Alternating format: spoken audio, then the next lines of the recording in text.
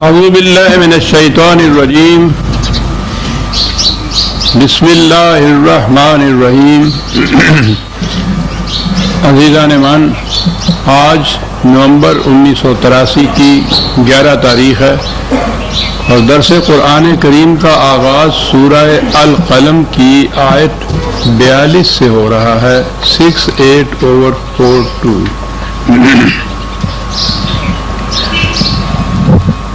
سابقہ آیات میں حق و باطل کی کشمکش کا سلسلہ چلا آ رہا تھا اور ایسا نظر آتا ہے کہ جو نبی اکرم صلی اللہ علیہ وسلم کے زمانے میں جو حضور کی کشمکش اور کشاکش تھی مخالفین کے ساتھ، اس کی آخری منازل کا ذکر نظر آتا ہے، کیونکہ نتائج کھل کر سامنے آ رہے ہیں اور وہ لوگ جو اتنے عرصے تک اپنی سرکشی، تمرد اور استبداد کے عالم میں مخالفت کر رہے تھے، ان کو شکست ہوئی ہے، بڑی سخت شکست ہے، بڑی ناکامیاں ہیں ان کے لیے۔ اور جماعت مومنین جنہوں نے اتنا عرصہ اس قدر مشقتوں، مصیبتوں، صعوبتوں میں گزارا ہے، وہ اپنے حسن عمل کے خوشگوار نتائج سے مستفید ہو رہے ہیں۔ یہ پچھلی آیتوں میں یہ کچھ چلا آ رہا تھا، اور جیسا میں نے عرض کیا تھا، یہ 2 پارے آخری جو ہیں ان میں بیشتر اسی کشمکش اور اس کے نتائج کا ذکر زیادہ نمایاں حیثیت سے سامنے آتا ہے۔ تو وہ جو ظہور نتائج کا وقت ہے، پھر 2 لفظوں کو دوہرا دوں، قرآن کریم نے یہ سارا ذکر کرنے کے بعد جسے کہا جاتا ہے کہ جہنم کا ذکر ہے، کہا کذالک العذاب ولا عذاب الآخرۃ اکبر۔ یہ عذاب، یہ تباہی اس دنیا کی ہے، آخرت کا عذاب اس سے کہیں زیادہ بڑا ہوگا۔ تو وہ جو میں کہا کرتا ہوں نا کہ ہر بات کے متعلق یہ نہیں کہنا چاہیے کہ یہ قیامت میں ہی جا کے سامنے آئے گی۔ قرآن کہہ رہا ہے، جو ذکر کر رہا ہے اس قسم کی تباہیوں کا جو ان کے اوپر مسلط ہوئی تھی، کہ یہ اس دنیا کا عذاب ہے اور آخرت کا عذاب تو اس سے کہیں زیادہ بڑا ہے، وہ آخرت میں جا کے ہوگا۔ تو یہ عذاب اسی دنیا میں قوموں کی شکست کا، تباہی کا، ذلت کا، خواری کا، محتاجی کا، محرومی کا عذاب ہے، تو اس دنیا میں آتا ہے غلط نظام کے نتیجے میں، اس کا ذکر آ رہا ہے۔ اور اسی تسلسل میں اب اگلی آیت ہے، یوم یکشف عن ساق ویدعون الی السجود فلا یستطیعون۔ یہاں یہ 2 لفظ آئے ہیں، یکشف عن ساق، کشف ساق۔ لفظی ترجمہ اس کا یہ ہے، پنڈلی کو ننگا کر دینا، ظاہر کر دینا۔ یہ محاورہ ہے عربوں کے ہاں کہ جب کہیں مقابلہ، کشمکش شدت پر پہنچ جائے، گھمسان کا رن پڑنا جو ہمارے ہاں محاورہ ہے، ایسی سختی کے عالم میں وہ یہ کہتے ہیں۔ یہ اصل میں نظر یوں آتا ہے، محاورہ ان کے ہاں ہوا تھا اس طرح سے۔ تو عربوں کا لباس تو ہمیں پتہ ہے کہ وہ تو ٹخنوں تک ڈھیلا ڈھالا، تہمت سے بھی زیادہ اوپر سے نیچے تک ہوتا ہے، اور اس قسم کے مارکے میں جب شدت سے مقابلہ ہو اور بھاگنا پڑے تو وہ ظاہر ہے کہ اس کو اٹھا کے بھاگ سکتا ہے۔ ہمارے ہاں بھی جو تہمت باندھنے والے لوگ ہوتے ہیں، جب ایسے وقت میں انہیں بھی بھاگنا پڑے کہیں تو وہ تہمت کو اٹھاتے ہیں، حتیٰ کہ شلواروں کو بھی اٹھاتے ہیں۔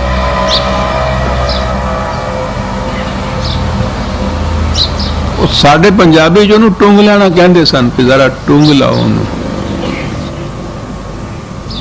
یہ جو اور اس سے پنڈلی کا ننگا ہونا، تو وہ تو ان کے ہاں کا تو لباس ہی ایسا تھا کہ اس کے ساتھ تو وہ بھاگ ہی نہیں سکتے تھے جب تک اسے اٹھا نہ لیں، اور اس کے اٹھانے سے بہرحال پنڈلی ننگی ہو جاتی تھی۔ تو اس سے یعنی نظر یہ آتا ہے کہ اس سے محاورہ تھا ان کے ہاں یہ کہ جب شدت کیا کی سختی کہیں ہو، مارکا ہو، پریشانی ہو، کشمکش ہو، تو اس میں یہ کہا کرتے تھے کہ وہاں تو پنڈلیاں بھی ننگی ہو گئیں۔ تو اس محاورے کی روح سے بتایا ہے قرآن نے، یہ جو شدت سی مار کا آرائی کی، اس کا نقشہ ان دو لفظوں میں کھینچا۔ لیکن ہمارے ہاں تو آپ ترجمے میں بھی یہ دیکھیں گے، اور پھر تفسیروں میں تو یہ ہوگا، جب یہ قیامت کا ہی ذکر ہوگا تو پھر یہ پنڈلی کا، تو پھر وہاں یہ ہے کہ یہ جو لوگ یہاں کے متکبر اور سرکش تھے، وہاں قیامت میں بھی اسی طرح سے سرکشی، اسی طرح سر اٹھائے ہوئے تکبر کے فخر کے ساتھ خدا کے سامنے آئیں گے، جھکیں گے نہیں کسی طرح سے بھی۔ تو پھر یہ ہے بخاری اور مسلم دونوں میں یہ حدیث موجود ہے، روایت، کہ پھر خدا اپنی پنڈلی کو ننگا کرے گا اور اس کا اثر یہ ہوگا کہ یہ سب سجدے میں گر جائیں گے۔ اب اس کے متعلق کچھ زیادہ کہنے کی ضرورت نہیں ہے، خدا اپنی پنڈلی کو ننگا کرے گا۔ دین کی عمارت ساری استوار ہوتی ہے خدا کے صحیح تصور پر۔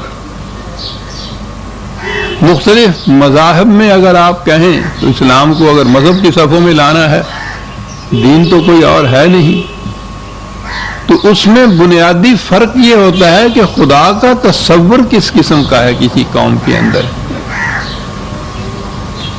یہی نہیں کہ اس سے آگے یہ چلتا ہے کہ مذہب کس قسم کا ہے، بلکہ وہ ایک مغربی مفکر ہے، یقین سے نہیں میں کہہ سکتا کہ وہ لاک تھا یا ہیوم تھا۔ اس نے کہا تھا کہ آپ مجھے یہ بتا دیجئے کہ اس قوم نے اپنی پرستش کے لیے کس قسم کا معبود تجویز کر دیا تھا، تو میں اس قوم کی تہذیب و تمدن و ثقافت کے متعلق سب کچھ بتا دوں گا۔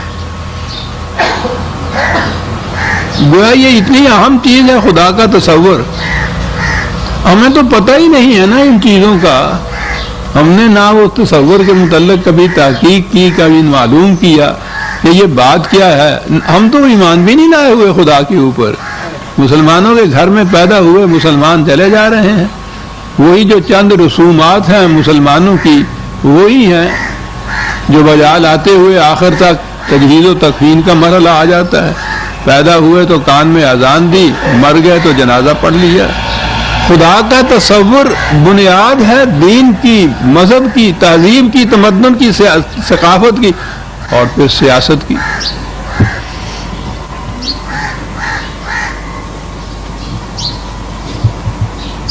تو یہ جو تصور ہے خدا کا کہ قیامت میں کسی اور طریق سے یہ لوگ جھکیں گے نہیں تو خدا اپنی پنڈلی ننگی کر دے گا، تو کس قسم کا خدا سامنے آتا ہے اس سے ہمارے؟ خدا اور اس کی پنڈلی پھر وہ کپڑا اس سے اٹھا کے ننگی کر دے گا۔ تو میں یہ عرض کر رہا تھا کہ یہ جو کہا جاتا ہے نا کہ قرآن کو ان حدیث کی روح سے سمجھنا چاہیے، تو اس میں یہ لکھا ہے، اور صحائح ستہ 6 صحیح کتابیں جو ہیں ان میں سے صحیحین جو ہیں بخاری اور مسلم ہیں، اور ان کا عقیدہ یہ ہے کہ ان بخاری اور مسلم کی کسی ایک حدیث کا انکار دائرہ اسلام سے خارج کر دیتا ہے۔ اگر آپ اسے نہ مانیں کہ صاحب خدا اپنی پنڈلی ننگی کر دے گا، تو اس عقیدے کی روح سے آپ مسلمان ہی نہیں رہتے۔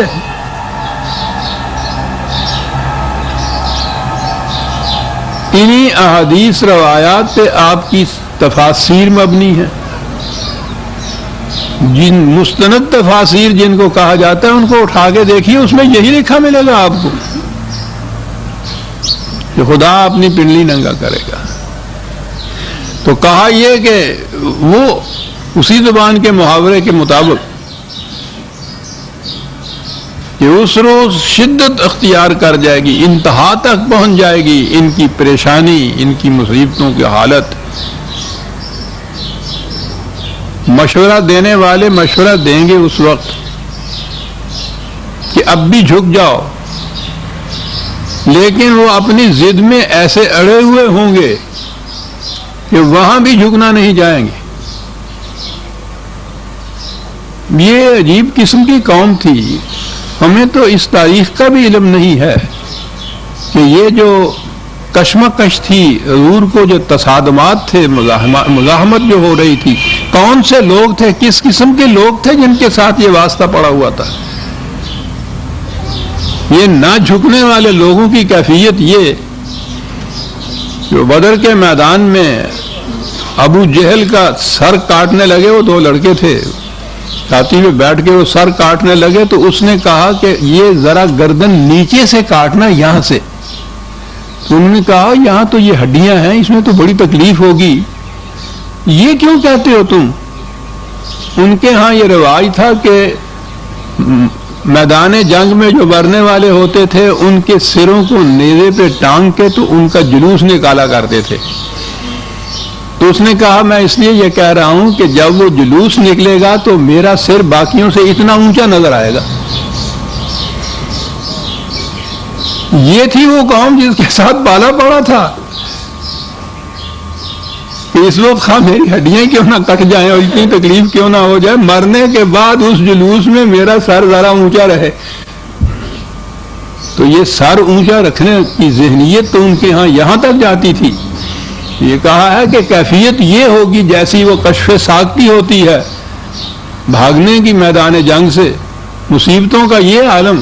اور اس میں بھی اگر کوئی ان سے کہتا تھا کہ وہ اب بھی جھک جاؤ تو وہ کہتے تھے کہ نہیں بھائی وہ بات ٹھیک ہے، آخری وقت میں کیا خاک مسلمان ہوں گے۔ لیکن یہ ضد تھی، تکبر تھا، استکبار تھا۔ جیسا کہ وہ فرعون کے معاملے میں قرآن نے کہا ہے کہ وہ لوگ دل سے مانتے تھے کہ حضرت موسیٰ ٹھیک کہہ رہے ہیں، لیکن وہ جو فرعونیت کے نخوت اور تکبر تھی وہ سر نہیں جھکنے دیتی تھی۔ اور دوسری جگہ ہے کہ یہ وہ لوگ ہیں کہ جب انہوں نے پہلی دفعہ ہی فرسٹ امپریشن میں یہ بات کہی کہ ہم نہیں مانتے، تو پھر اس کے بعد پھر ساری عمر یہی کہتے رہیں گے ہم نہیں مانتے۔ اس لیے نہیں کہ اس کے بعد وہ بات سمجھ میں نہیں آئے گی، مان تو جائیں گے ٹھیک ہے، لیکن وہ جو بات کہہ دی تھی ایک دفعہ، اب اس بات سے ہٹنے میں اپنی بڑی ہزیمت محسوس کریں گے، ندامت محسوس کریں گے۔ یہ جو فالس پریسٹیج کا، جھوٹی عزت کا، عزت الاسم کہتا ہے قرآن اس کو، کہ اس کا شکار ہوتے ہیں۔ یہ ذہنیت اگر نہ بدلی جائے تو حق اور صداقت کو اگر وہ ذہنی طور پہ سمجھ لینے پہ صحیح ہے، یہ جو احساس ہوتا ہے، یہ تکبر کا احساس، برتری کا احساس، وہ نہیں جھکنے دیتا۔ تو کہا کیفیت یہ ہے کہ وہاں مار کا آرائی میں کیفیت تو کشف ساق تک کی آ جائے گی۔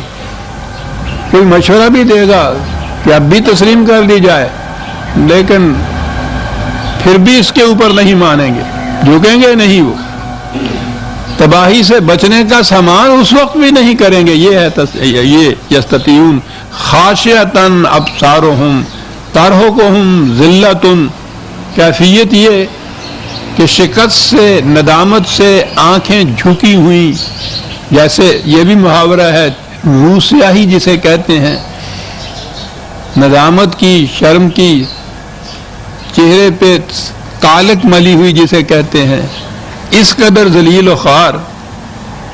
وَقَدْ كَانُوا يُدْعَوْنَ إِلَى السُّجُودِ وَهُمْ سَالِمُونَ، یہ اس زمانے میں جب ابھی انہوں نے یہ شکست نہیں کھائی تھی، اچھے بھلے تھے، اس زمانے میں ان کو دعوت دی جاتی تھی صداقت کی طرف، اسلام کی طرف، اس وقت یہ نہیں مانتے تھے۔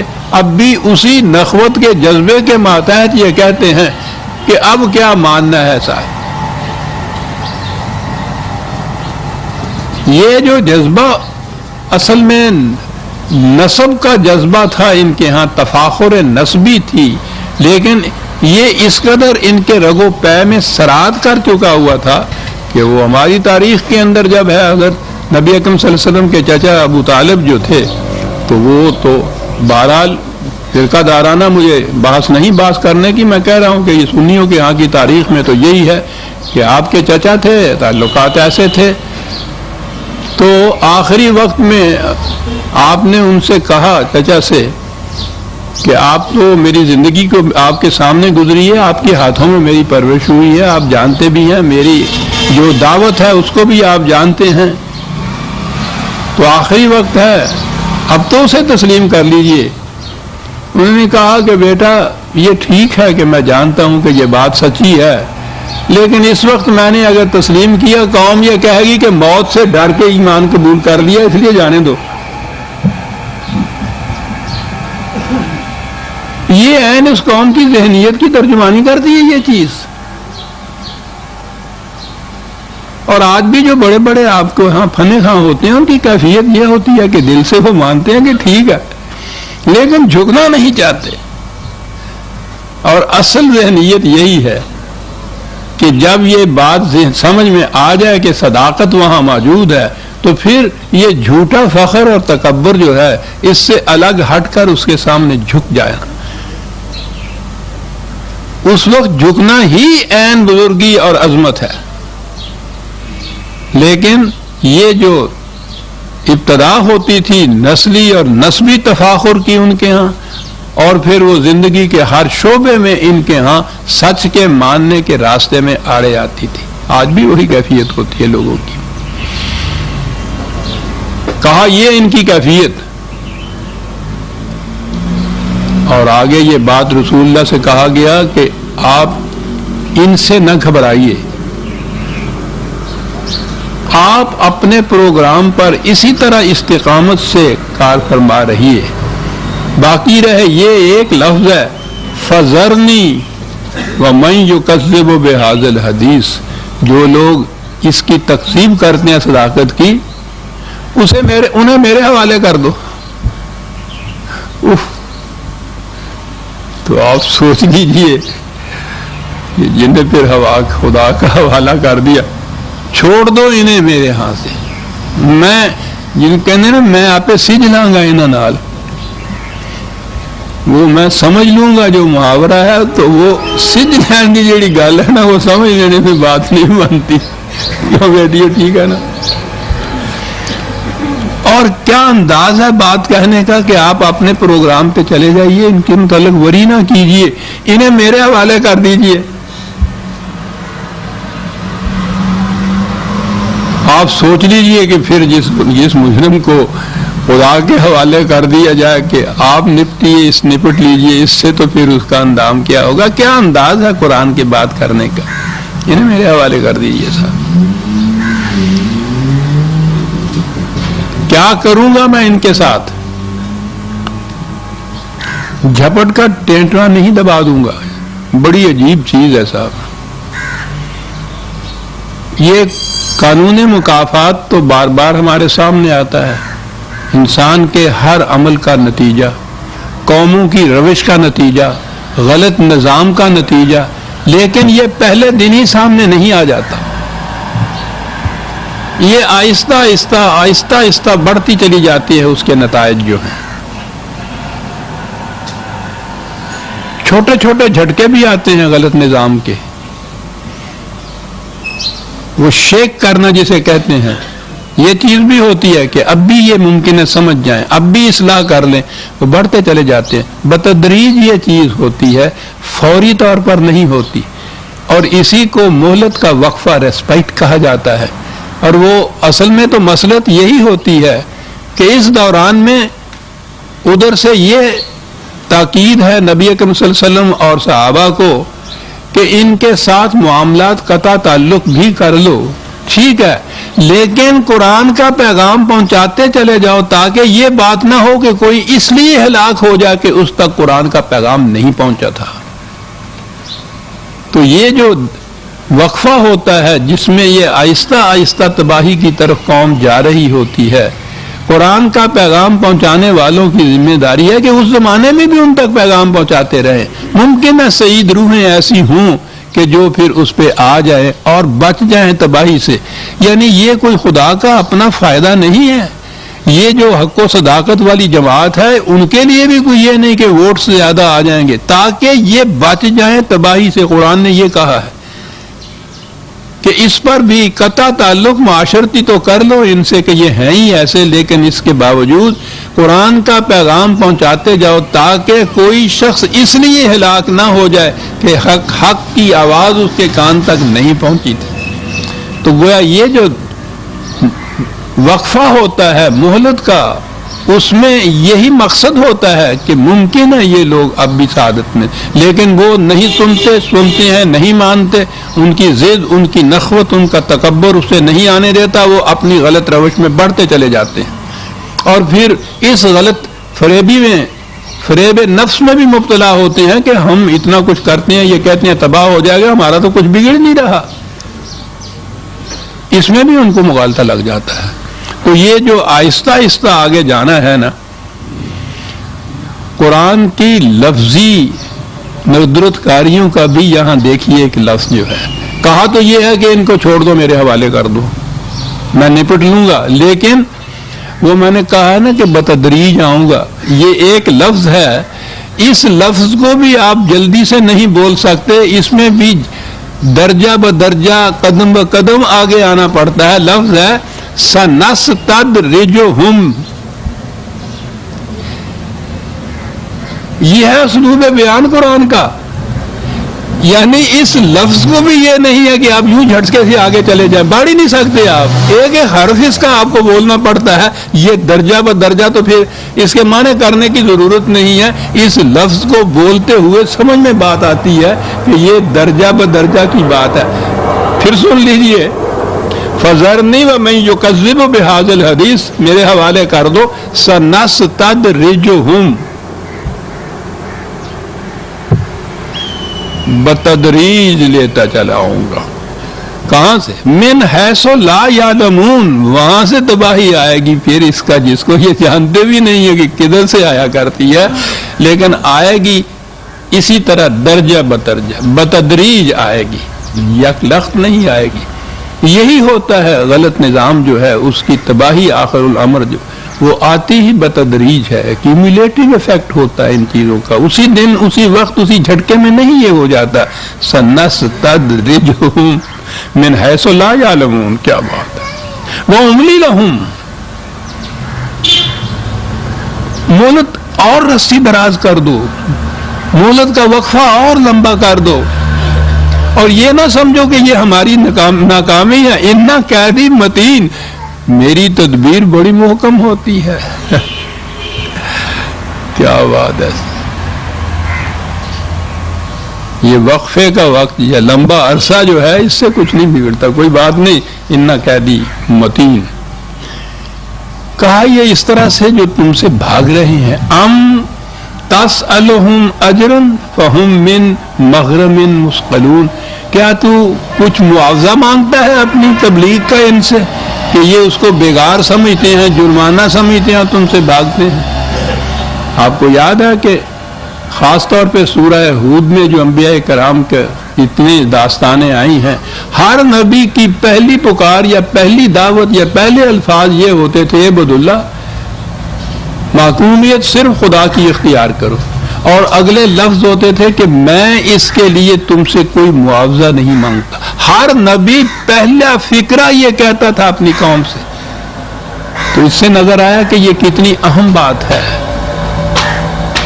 جو کوئی معاوضہ نہیں مانگتا، اتنی مشقت اٹھاتا ہے تمہارے لیے، ذرا سا بھی انسان ضد و تعصب سے ہٹ کے سوچے تو ہوگا کہ اس کے اخلاص کے اوپر تو نگاہ رکھو، اس کا اپنا کوئی فائدہ نہیں، اتنی مصیبت اٹھا رہا ہے ہمارے لیے، تو سوچ تو لیجیے یہ کیوں کر رہا ہے ایسا۔ وہ اسی لیے تو وہ پچھلی آیات میں آیا تھا نا، وہ کہتے تھے پاگل ہو گیا ہے، وہ ٹھیک ہے، ملتا کچھ نہیں، کہتا ہے کہ میں کچھ نہیں لوں گا، مشقتیں اٹھا رہا ہے، گھر سے کھا رہا ہے، مار پڑ رہی ہے، پٹ رہا ہے، گالیاں پڑ رہی ہیں، اور کوئی اس میں نظر ہی نہیں آتا کہ کوئی منفعت بھی ہو، کوئی اس کو فائدہ بھی اس کا ہوتا ہو، تو یہ ایسا ہی نظر آتا ہے نا ان کو، ان کی بات سمجھ میں نہیں آتی تھی کہ دیوانہ بکار خیش ہوشیار، اس قسم کے دیوانے جو ہے ان پہ ہزار فرزانگیاں نصاور ہو جاتی ہیں۔ اِنَّ کَیدِی مَتِین، ام تسألهم اجرا فهم من مغرم مثقلون ام عندهم الغیب فهم یکتبون. کہا ظاہر تو یہ نظر ہے، آ رہا ہے کہ تباہی کی طرف یہ جا رہے ہیں، تو کیا ان کے ہاں کوئی ایسی کتاب رکھی ہے جس میں غیب کا علم ہے کہ وہاں سے یہ دیکھ لیتے ہیں جا کے کہ نہیں اصل میں یہ کامیابیاں، سرفرازیاں، خوشگواریاں ہمارے ہی لیے لکھی ہوئی ہیں؟ تو کیا کوئی غیب کا ایسا علم ہے؟ اب دیکھیے یہ بات جو بتائی کہ اگر ذرا بھی آنکھیں کھول کے دیکھیں تو ان کو یہ غیب تو آنکھوں سے پنہا کا نام ہے. شہود میں جو چیز سامنے نظر آئے گی وہ نظر آئی ہے کہ تباہی کی طرف جاتا ہے. غلط نظام کی کون سی بات ہے جو سمجھ میں نہیں آ سکتی کہ غلط نظام ہے، غلط نتائج کی طرف سے تباہی کی طرف جا رہا ہے؟ تو یہی ہے نا کہ غیب سے کوئی بات ایسی ان کے پاس ہو جو انہیں بتائے کہ نہیں یہ غلط ہے جو کچھ یہ کہہ رہا ہے، آخر الامر کامیابیاں ہمارے حصے میں آئیں گی. کوئی غیب کی کتاب ہے ان کے پاس؟ قرآن جو کچھ ان لوگوں کے متعلق کہتا تھا وہ سب ہمارے اوپر اطلاق ہوتا ہے اس کا. بیماری آتی ہے، ٹھیک ہے، تدبیر کرنی ہے، علاج کرائیے، سب کچھ ہوتا ہے، لیکن اس کے ساتھ ہی پھر حضرت صاحب کے پاس بھی جاتے ہیں کہ حضرت صاحب اچھا ہو جائے گا. یہ غیب کی پوچھتے ہیں. ہم نے بھی کتابیں رکھی ہوئی ہیں اس قسم کی.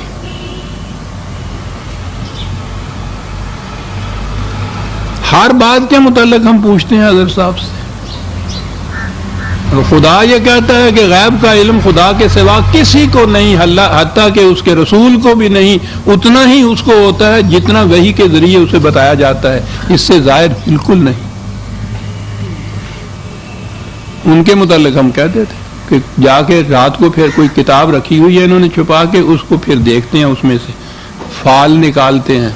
آپ کو پتہ فال نکالتے ہیں، استخارے کرتے ہیں، حضرت صاحب سے پوچھتے ہیں، غیب کی بات کو شہود میں لاتے ہیں. جو سامنے ہے اسے وہ تو نظر نہیں آتا، اس سے تو آنکھیں بند کرتے ہیں، اور غیب کے متعلق ادھر ادھر سے پھر ٹو لگاتے چلے جاتے ہیں. کہا یہ سارا کچھ کر رہے ہیں ہمیں پتہ ہے. فاصبر لحکم ربک، ان تمام چیزوں کو برداشت کرو، استقامت سے جمے رہو اپنے پروگرام کے لیے، اور انتظار کرو خدا کے فیصلے کا. وَلَا تَكُنْ كَصَاحِبِ الْحُوتِ، عجیب جگہ چیز آئی جہاں دکھا ہے کہ استقامت سے جمے رہو. جتنے انبیاء کرام علیہ السلام ہیں ان کے داستانوں میں حضرت یونس علیہ السلام ایسے ہیں جہاں ایک تھوڑی سی اجتہادی غلطی ان سے ہو گئی تھی. معاف رکھیے، معصیت نہیں تھی، خدا کے حکم کی نافرما برداری نہیں تھی، ایک فیصلے کی غلطی تھی. ہر رسول کے ضمن میں نظر یہ آتا ہے کہ وہ جس قوم میں پیدا ہوتا ہے وہیں اپنا سلسلہ تعلیم کا اور مشن کا ابتدا کرتا ہے، جاری رکھتا ہے. پھر ایک وقت ایسا آ جاتا ہے کہ اس میں معاشرے میں جتنی سعید روحیں تھیں وہ ان کے ساتھ ہو جاتی ہیں، حق و صداقت قبول کر لیتی ہیں، باقی صرف اندھی مخالفت میں لیے باقی رہ جاتے ہیں. تو یہ نظر آتا ہے کہ یہاں اب اس انقلاب کے بار آور ہونے کی کوئی امید نہیں ہے. تو اس وقت پھر خدا کے حکم سے وہ نبی اپنی جماعت کو لے کر اس مقام سے کسی دوسرے مقام کی طرف چلا جاتا ہے جہاں اس کے اس پروگرام کی کامیابی کے امکانات زیادہ ہوتے ہیں. اسے ہجرت کہتے ہیں. یہ مکان ہی چھوڑنا نہیں ہوتا، سب کچھ چھوڑنا ہوتا ہے. تو یہ پھر وہاں چلا جاتا ہے، لیکن یہ جو وقت متعین کرتا ہے یہ خدا کے حکم سے ایسا ہوتا ہے کہ وہ ادھر چلا جائے. حضرت یونس علیہ السلام کے قصے میں ایک بات ہے کہ ان کی قوم جب انتہا تک پہنچ گئی مخالفت میں تو انہوں نے آج خود فیصلہ کر لیا اور اس قوم کو چھوڑ کے وہ نکل گئے وہاں سے. اور پھر آگے وہ قصہ ہے کہ وہ مصیبت میں پھنس گئے. وہ دریا میں، وہ کشتی میں سے دریا میں گر گئے تھے، مچھلی نے اپنے منہ میں ان کو لے لیا تھا، نگل نہیں لیا تھا، وہ بات نہیں ہے. اور وہ تو وہاں بھی پھر وہ صورت سامنے آئے گی تو میں عرض کروں گا جو کہتے تھے کہ پھر وہاں انہوں نے تسبیح پڑھی لا الہ الا انت سبحانک انی کنت من الظالمین، تو پھر تسبیح پڑھنے کے وہ مسبحین ہے قرآن نے کہا ہے، اس کے معنی ہے تیراک ہونا۔ یہ سبحان کے معنی ہوتا ہے بہت تیزی سے تیراکی، پورا ہاتھ پھیلا کے جو تیراکی ہوتی ہے اس کے لیے یہ لفظ آتا ہے، جو تسبیح آپ کے ہاں بن گئی ہے۔ تو وہاں یہ چیز ہے کہ اس نے ہمت کی، وہ نکلا نہیں تھا، مچھلی کے صرف منہ میں ہی تھا۔ اگر وہ اتنا تیراک نہ ہوتا تو وہ قیامت تک وہی رہتا، کھا جاتی مچھلی اس کو۔ تو پھر وہ ایک موج، دریا کی ایک موج نے ان کو لبے ساحل الٹ دیا، وہ خشکی کے اوپر وہ آ گئے، لیکن حالت جو ہو سکتی تھی وہ ظاہر ہے۔ دریا میں غرقابی کی کیفیت، مچھلی کے منہ میں پتہ نہیں کتنی بڑی مچھلی ہوگی ویل جیسی، اس میں سے چھٹکارا، پھر اس کے بعد تیر کے باہر آنا، تو وہ نیم مردہ سے ہو رہے تھے۔ وہاں قرآن نے بتایا ہے کہ وہاں ایک بیل تھی اس کے سائے میں، تو وہاں یہ بات یہ کی گئی کہ انہوں نے کہا کہ میں نے اندازہ غلط لگایا وہاں سے آنے کا۔ وہاں کہا گیا کہ وہ قوم تو تھوڑا سا بھی اگر تم انتظار کر لیتے تو وہ قوم پوری کی پوری ہی مان لے آتی، اس کی تو کیفیت یہ ہو گئی ہوئی تھی۔ وہ تو جس طرح دم دیتے ہوئے چاول ہوں نا، ہم بیٹیاں سمجھیں گی، وہ ایک کنی باقی ہوتی ہے۔ وہ کہا وہ تو وہاں ان کی تو کیفیت یہ ہو گئی تھی اور تم جی چھوڑ بیٹھے، دل برداشتہ ہو گئے اور خود ہی فیصلہ کر لیا۔ فیصلہ غلط تھا، چلو جاؤ وہاں جا کے ان سے پروگرام بناؤ۔ یعنی یہ ایک واقعہ ہے، نبی اکرم صلی اللہ علیہ وسلم سے یہ کہا گیا ہے کہ انبیاء سابقہ نے جو کچھ کیا یہ کچھ کیا ہے، اسی طرح سے تمہیں ثابت قدم رہنا ہوگا، استقامت پہ رہنا ہوگا، یا کچھ ہوتا چلا آ رہا ہے، گھبراؤ نہیں، انجام کار کامیابی تمہاری ہوگی۔ لیکن اس میں ایک استثناء ہے حضرت یونس علیہ السلام سے، جو قبل از وقت گھبرا کر یا دل برداشتہ ہو کر، مایوس ہو کر، جو بھی جی میں آئے کہیے، وہ قبل از وقت وہاں سے چلے آئے تھے۔ فاصبر لحکم ربک، استقامت سے جمع رہو۔ ہم جانتے ہیں کہ بڑی شدید ہے مخالفت اور مخاصمت، انتظار کرو خدا کے حکم کا، صاحب حوت کی طرح نہ ہو جانا۔ حوت مچھلی کو کہتے ہیں، حضرت یونس علیہ السلام کو وہ مچھلی والا پیغمبر بھی کہتے ہیں، اسی لیے تو کہا اس کی طرح نہ کر دینا، جلد بازی سے کام نہ لینا، دل برداشتہ نہ ہو جانا۔ اس کی کیفیت تھی اذ نادا وہو مکظوم لولا ان تدارکہ نعمت من ربہ لنبذ بالعراء وہو مذموم، کہ اگر وہ پھر یہ خدا کی عنایتیں اس کے ساتھ نہ ہوتی تو وہ ختم ہو گیا ہوا تھا اپنی ایک غلط فیصلے کی روح سے۔ وہ تو یہ تھا کہ چونکہ وہ معصیت نہیں تھی کہ جس کی سزا دینی مقصود تھی، ایک اجتہادی غلطی تھی، تو پھر اس کے بعد یہ ساری چیزیں ایسی آتی رہی جس سے ان کی حفاظت ہو گئی، پرورش ہو گئی۔ فاجتباہ ربہ فجعلہ من الصالحین، سرکشی اور معصیت نہیں تھی اس لیے اس کے خدا نے اس کا انتخاب کیا، وہ نبی تھے، نبی رہے، صالحین میں سے بھی خدا نے ان کو کیا۔ لیکن وہ جو ایک چیز تھی کہ قبل از وقت فیصلہ کیا، دل برداشتہ ہو گئے، استقامت چھوڑ دی، یہ کہا ہے کہ فاصبر لحکم ربک ولا تکن کصاحب الحوت۔ اس پروگرام میں آپ اندازہ لگائیے کیا مقامات آتے ہیں کہ خدا کا ایک نبی بھی یونس جیسا گھبرا کر وہاں سے وہ جگہ چھوڑ کے ہجرت کر بیٹھتا ہے۔ رسول اللہ سے کہا جا رہا ہے کہ ایسا نہ کرنا، برداشت کیے جاؤ، اور بڑی انتہا تھی برداشت کی بھی۔ اگر ہم حضور اور آپ کے صحابہ کی مکی کی زندگی دیکھتے ہیں تو آج بھی ان کے پڑھنے سے آنکھوں میں آنسو آ جاتے ہیں، رونگٹے کھڑے ہو جاتے ہیں کہ کیا تھی برداشت کی قوت۔ حضور تو بہرحال یہ انداز سے، جو ساتھی تھے ان کی کیفیت بھی یہ ہے۔ تو یہ کہا گیا کہ برداشت کیے جاؤ، ہمت سے کام لو، استقامت سے کام لو۔ تو اس سے آپ سمجھ لیجئے کہ یہ جو ہم پیدائشی مسلمان ہو کے اور سمجھ رہے ہیں کہ ہم اس کی حبیب کی امت میں سے ہیں، اس کی شفاعت سے بخشے جائیں گے، یہ مراحل نبیوں کے اور ان کے صحابہ کے ساتھ پیش آئے۔ ہمیں تو کوئی بھی اس میں سے کوئی منزل ایسی نہیں پیش آتی صاحب۔ کہیں بھی کوئی آزمائش نہیں ہوتی، کوئی مصیبت نہیں کسی قسم کی بھی صاحب. یہ ہے ان منازل سے گزرنا پڑتا ہے، یہ شہادت گاہ الفت میں قدم رکھنا ہے. لوگ آسان سمجھتے ہیں مسلمان ہونا.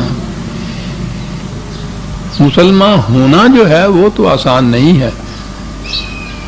مسلمان کہلانا تو بڑا ہی آسان ہے، اس میں تو کچھ بھی نہیں لگتا، نہ ہینگ نہ پٹکڑی، کصاحب الحود نہ ہو. وَإِن يَكَادُ الَّذِينَ كَفَرُوا لَا يُزْلِقُونَكَ بِأَبْصَارِهِمْ لَمَّا سَمِعُوا الذِّكْرَ وَيَقُولُونَ إِنَّهُ لَمَجْنُونٌ. یہ جو تیغ و سنا کے جوکے یا زخم ہوتے ہیں ان میں اتنی تکلیف نہیں ہوتی جو تان و تشنیع کے خنجر ہوتے ہیں. مرنے والا تو فقط بات سے مر جاتا ہے. یہ ان حربوں کے اوپر بھی اترتے تھے اور قرآن نے بات بھی نہیں کی کہ ان کی باتیں جو ہیں ان سے یہ صورت ہوگی. کہا جس انداز سے یہ تمہیں دیکھتے ہیں ہمیں معلوم ہے کہ تم پہ اس سے بھی کیا گزرتی ہے.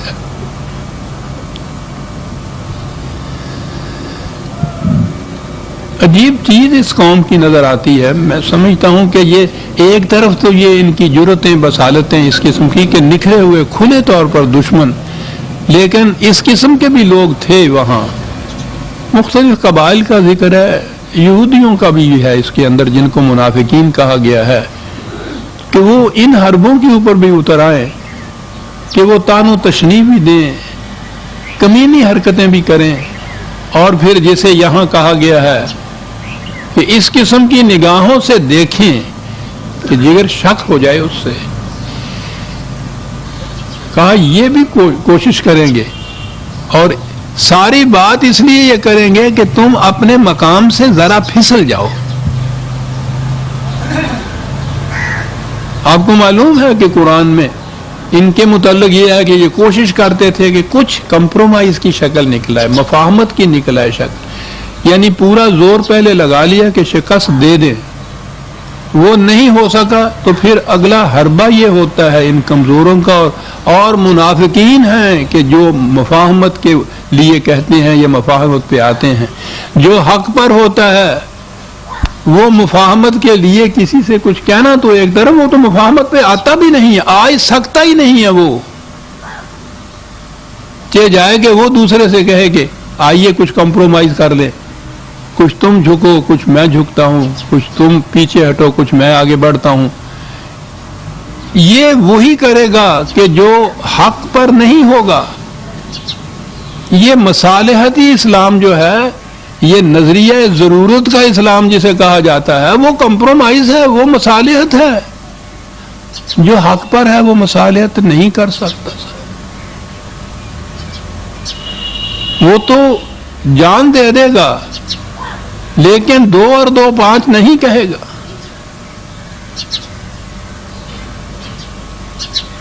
غور فرمائیے، قرآن ان مقامات پہ کوئی اتنی اہمیت دیتا اس لیے ہے، یہ تو ہمارے لیے ہے نا. یہ کوئی اس زمانے کی صرف داستان نہیں بیان کر رہا، یہ تاریخ کی کتاب صرف نہیں ہے کہ آپ یہ کہیں کہ اس نے یہ کہا، اس نے یہ کیا اور پھر آگے بڑھ گیا کہ ہمارا تو واسطہ اس میں کچھ نہیں ہے. طالب علم ہے تو اتنا ہی واسطہ ہے کہ امتحان میں سوال آئے گا تو جواب دینا مجھے ہوگا، کوئی ہمارا ان چیزوں سے تعلق نہیں. یہ ہمارے لیے ہے اور وہ یہی ہے کہ جو حق پر ہے وہ کمپرومائز پہ نہیں اتر سکتا،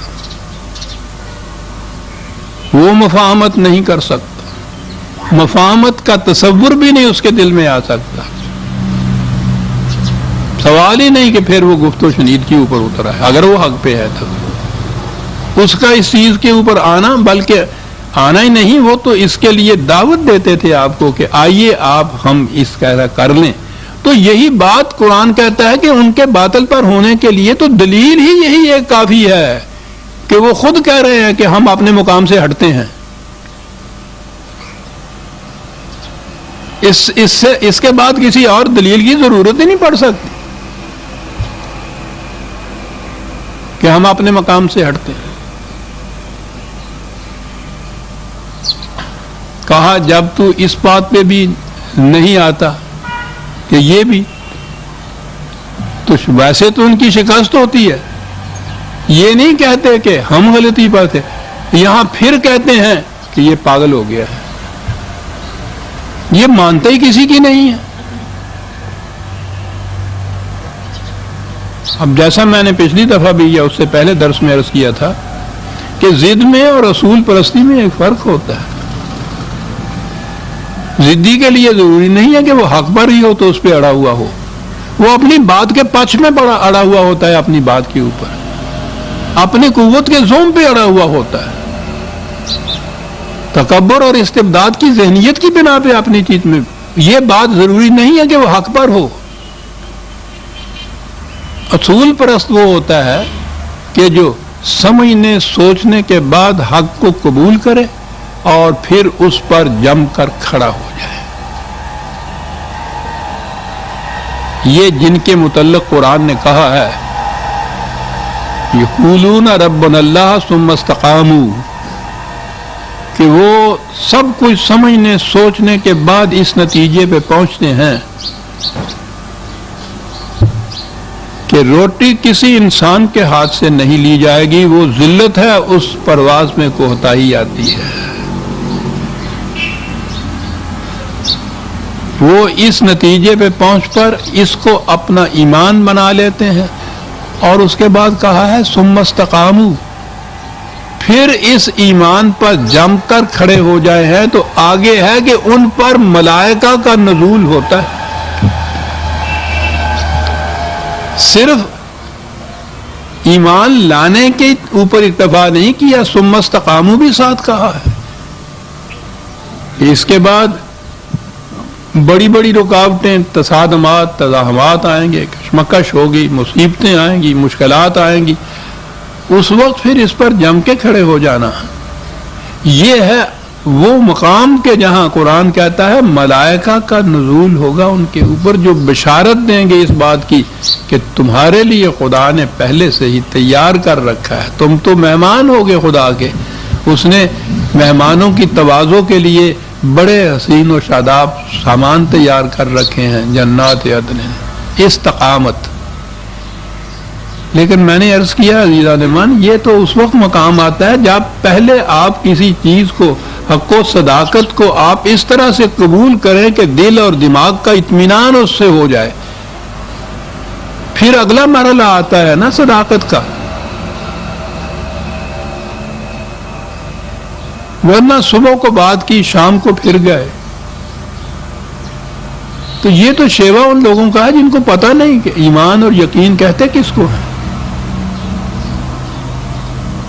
تو جیسا میں نے عرض کیا ہے کہ وہ لوگ پہلے یہ بات کہ یہ پٹتا ہے، ماریں کھاتا ہے، گالیاں سہتا ہے، سب کچھ برداشت کرتا ہے اور کچھ نہیں مانگتا، کوئی اس کا معاوضہ نہیں ہے.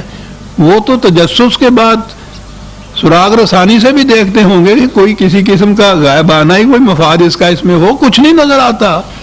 تو ایک تو اس مقام پہ وہ کہتے تھے کہ پاگل ہے جس کو آپ نے نفع نقصان کا بھی پرواہ نہیں. دوسری یہاں بات کہ کمپرومائز پہ ہم کہتے ہیں ہم یہ لڑائی بند کر دیں گے، یہ کشمکش ختم ہو جائے گی، یہ مصیبتیں، ان مصیبتوں کے مرحلے تمہارے سامنے سے ختم ہو جائیں گے. ہم یہ کہتے ہیں اس کو، اور یہ اس پہ بھی کہتا ہے کہ نہیں صاحب میں تو نہیں چھوڑ سکتا آپ کی، میں اس پہ ذرا کمپرومائز بھی نہیں کر سکتا تم سے.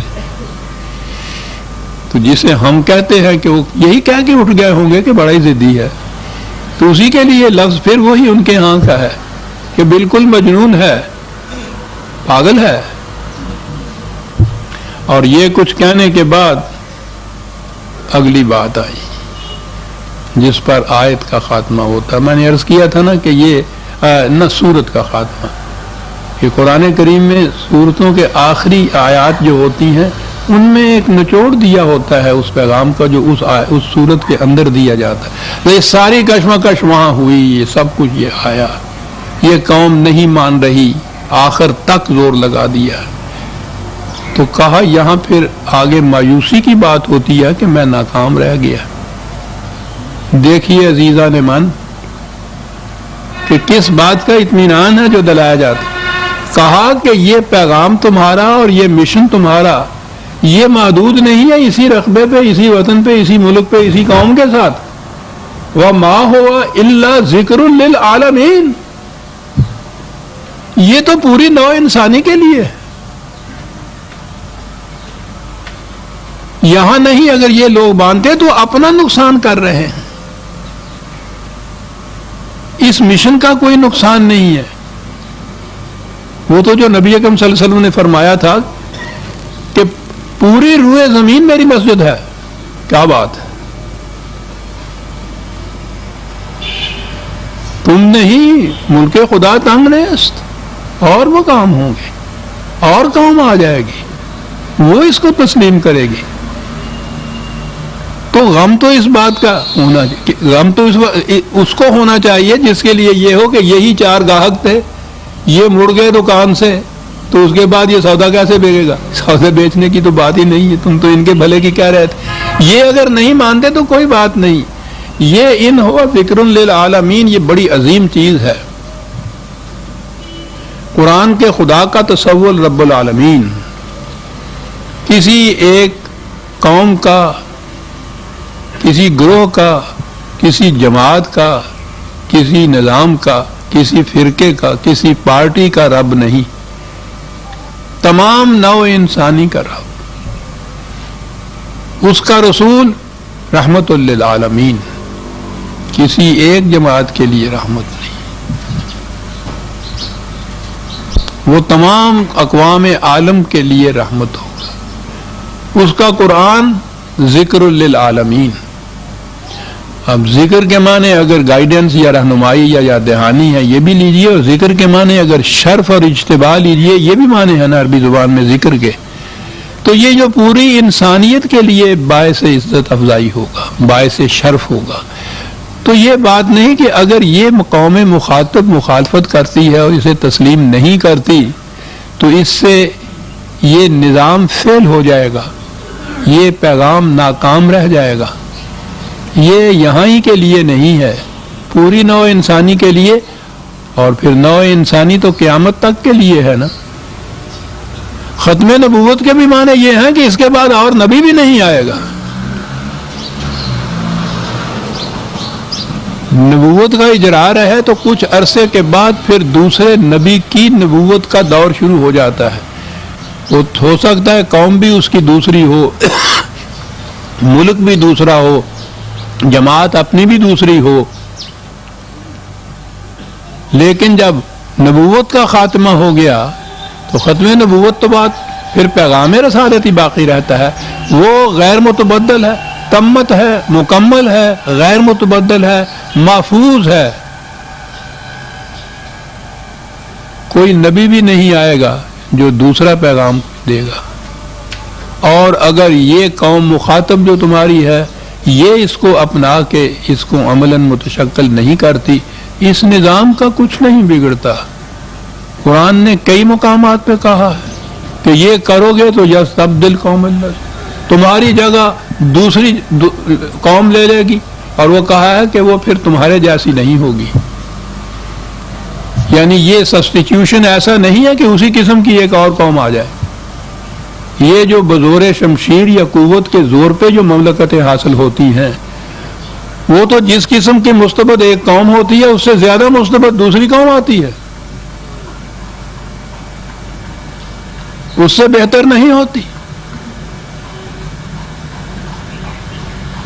لیکن وہ جو پیغام خداوندی کی روح سے جن کو یہ استخلاف فی الارض جسے کہا گیا نصیب ہوتا ہے، ایمان اور اعمال صالحہ کے نتیجے میں استخلاف فی الارض، وہ قوم ہوتی ہے جو اس سے بہتر ہوتی ہے کہ جو اپنی سرکشیوں کی وجہ سے تباہ ہوئی ہے. یہ قوم جو اس کی جگہ لیتی ہے اسے کہا جائے گا کہ یہ اس سے بہتر قوم آئی ہے. اور کہا یہ کہ یہ تو پھر اس طرح سے قیامت تک کے لیے جاری ہے.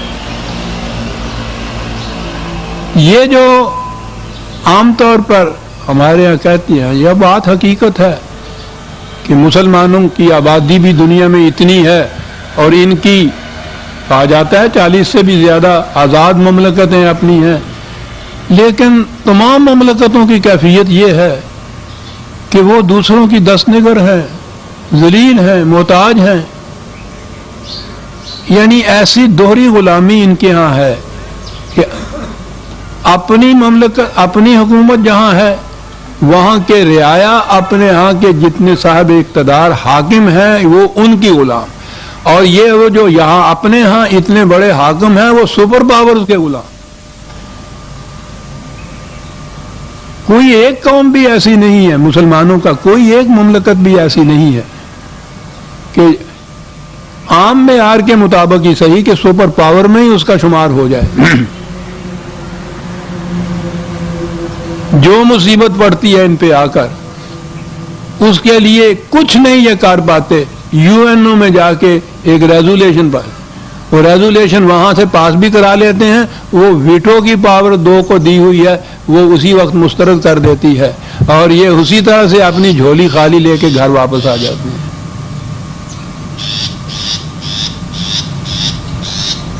یہ چیز کہ اسلام ان میں سے کسی کے ہاں نہیں ہے، یہ کچھ میرے کہنے کی بات نہیں کہ میں فتوے لگاتا ہوں.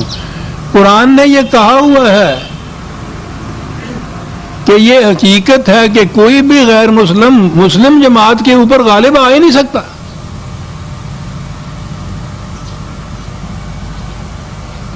یہ اتنا محسوس ٹیسٹ ہے کہ اس میں کسی بحث کی گنجائش ہی نہیں ہے.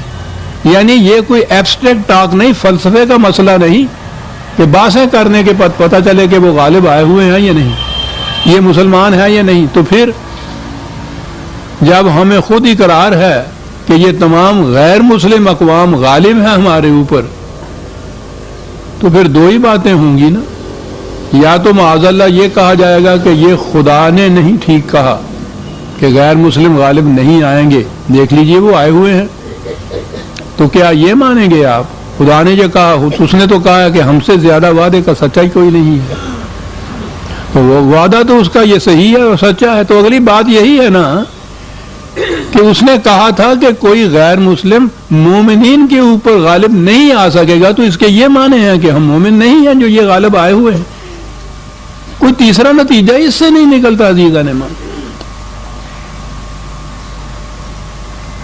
لیکن کوئی تسلیم نہیں کرتا، اس لیے کہ یہ اس طرح سے پیدائشی مسلمان رہنا، مسلمان مر جانا تو بڑا آسان ہے، کرنا ہی کچھ نہیں پڑتا.